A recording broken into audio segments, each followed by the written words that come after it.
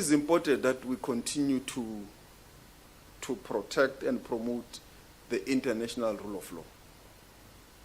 And this, it's a view we share with other member states of the United Nations. And that's why we now have what is called the Hague Group, with many countries that have joined to protect and vindicate the international rule of law.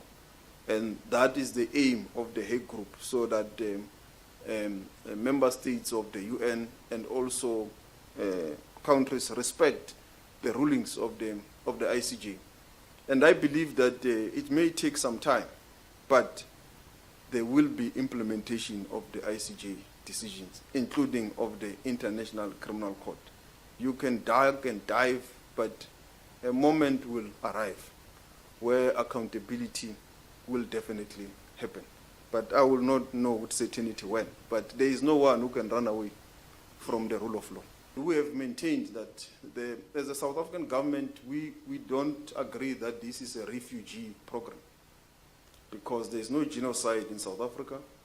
And in line with the UN Convention, the Afrikaners that are going to the US do not fit the definition of refugee.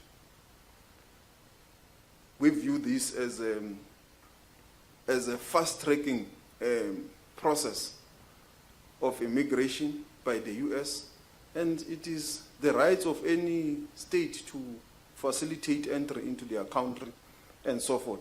But in the context of South Africa, there is no refugee program that fits the definition of the UN Convention. So therefore, it cannot be defined as a refugee program.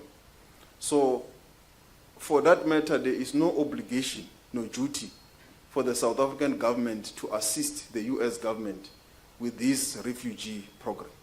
Because the refugee program, it's a preferential treatment of Afrikaners in South Africa to enter the US. And you know, with our history of our country, a preferential treatment of a particular privileged group, the Afrikaners, who are not running away from any genocide in this country, is definitely apartheid 2.0.